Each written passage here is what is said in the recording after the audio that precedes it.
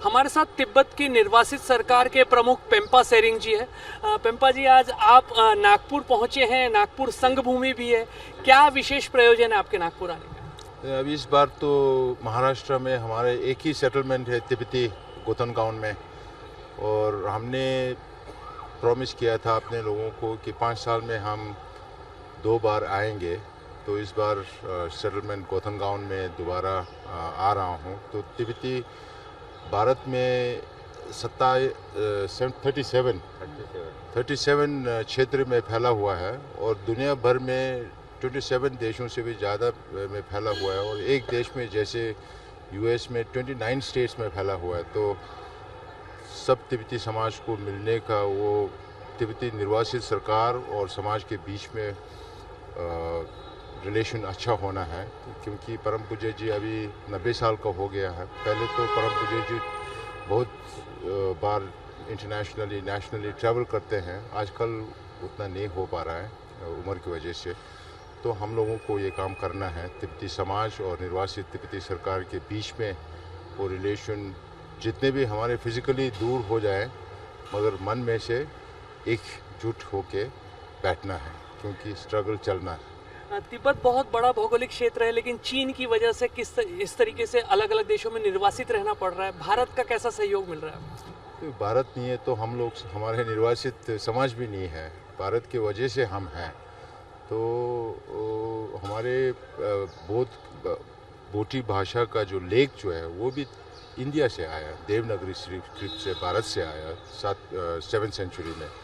फिर इसके बाद में बुद्धिज़्म जो है, नालंदा का बुद्धिज़्म जो, वो भी इंडिया से आया। तो हमारे वे ऑफ लाइफ जो है वो भी बुद्धिज़्म डिक्टेट करता है, धार्मिक जो विश्वास करते हैं उसी से हमारे वे ऑफ लाइफ बनता है।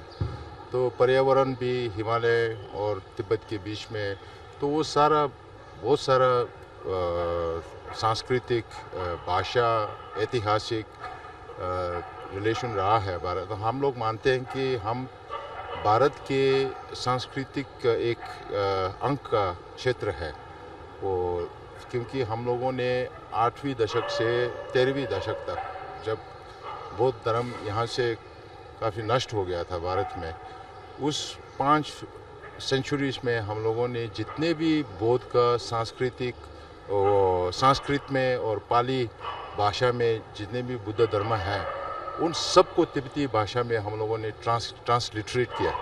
तो आज के दुनिया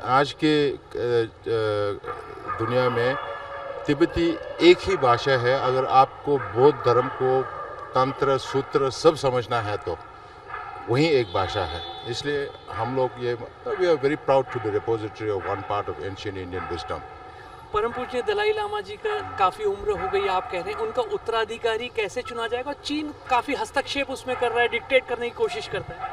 चीन तो धर्म को नहीं मानते हैं, और री-इनकार्नेशन के हमारे यहाँ इंडिया में तो पुनर्जन्म का बात होते हैं, अवतार का बात होते हैं, और जो धार्मिक हो भी अगर पुनर्जन्म को नहीं मानते हैं तो हो नहीं सकता। और चीन सरकार तो धर्म को मानते भी नहीं है, तो पुनर्जन्म मानते नहीं है, तो रीइंकार्नेशन कैसे सेलेक्ट करेगा? इनका 3 विषय है। एक तो यही बोलते रहते हैं कि परम पूज्य जी का रीइंकार्नेशन जो है वो चीन के अंतर्गत, तिब्बत के अंदर, चीन के अंदर ढूंढेंगे।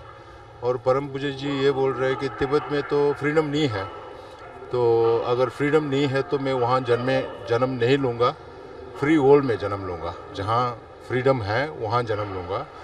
और दूसरा बात, चीन बोलते रहते हैं कि ये गोल्डन अर्न यूज़ किया गया था, वो ट्रेडिशनल वे है, मगर गोल्डन अर्न से पहले, गोल्डन अर्न तो 1793 में इंट्रोड्यूस किया था चिंग लोगों ने।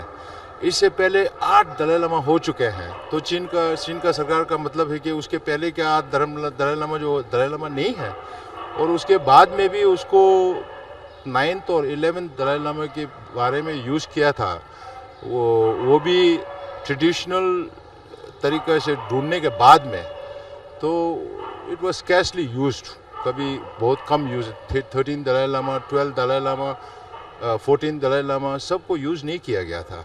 तो that is not the traditional way. Traditional way जो है वो 8 दलाई लामा तक जो हुआ, तो उसमें तो बाद में चीन ने पॉलिटिक्स में यूज़ कर, मगर चीन लोग भी बुद्धिस्ट धर्म को मानते थे। अभी कम्युनिस्ट तो बुद्धिस्ट धर्म को मानते ही नहीं। तो तीसरी बात यह है कि ये लोगों ने 2007 से ऑर्डर नंबर 5 करके अगर किसी रीइंकार्नेशन को रिकॉग्नाइज करना है तो वो चाइनीज स्टेट करेंगे। अब जो स्टेट धर्म को ही नहीं मानते हैं तो परम पूज्य बोलते रहते हैं, कभी कभी जोक में बोलते रहते हैं कि अगर चीन सरकार बौद्ध धर्म को, अगर ये रीइंकार्नेशन को बहुत मानते हैं तो पहले बुद्ध धर्म को स्टडी करना चाहिए, पढ़ना चाहिए, सीखना चाहिए। फिर उसके बाद में माओ त्से-तुंग का रीइंकार्नेशन पहले ढूंढना चाहिए, फिर तेंग शाओपिंग का ढूंढना चाहिए। फिर ये दोनों हमारे साथ नहीं है। फिर तीसरा तो अभी चांग जेमिन भी मर गया, वो भी नहीं है। फिर इन सब को ढूंढ के फिर मैं भी दलाई लामा हिज होलिनेस ऐसे बोलते हैं, क्योंकि धर्म को नहीं मानते हैं तो फिर वो सरकार ऑथराइज करने का कोई उसका राइट नहीं रहता। मेरा अंतिम प्रश्न, हिंदू धर्म के काफ़ी जो प्रसिद्ध प्रख्यात तीर्थ स्थल हैं वो तिब्बत की भूमि पर है, लेकिन चीन की तरफ से काफ़ी निर्बंध लगाए जाते हैं, रिस्ट्रिक्शंस लगाए जाते हैं। कैलाश मानसरोवर हिंदुओं का पवित्र स्थल तिब्बत में, क्या लगता है ज़्यादा से ज़्यादा हिंदुओं को वहाँ आने की परमिशन मिलनी चाहिए? अभी इस साल तो चीन सरकार को वो ट्रेड वार के वजह से, ट्रेड के वार की वजह से फिर वो अमेरिका को जितना बेचना है वो उतना बेच नहीं पा रहा। अभी भी बात चल रहा है, जैसे स्वीडन में कल परसों चला था 2 दिन, शायद 90 डेज और वो होगा। मगर उसके वजह से अभी चीन को जो 37% एक्सपोर्ट जो यूएस में जाता है अभी तक, वो अभी थोड़ा घट गया है। तो उसको मार्केट चाहिए।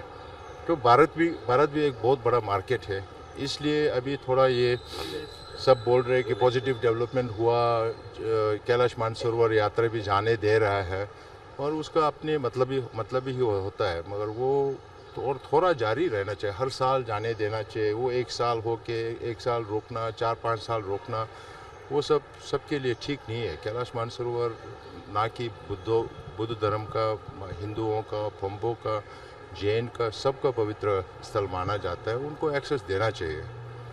हमारे साथ संवाद साधने के लिए धन्यवाद। कैमरामैन अतुल हेगड़े के साथ रजत वशिष्ठ, एबीपी न्यूज़, नागपुर।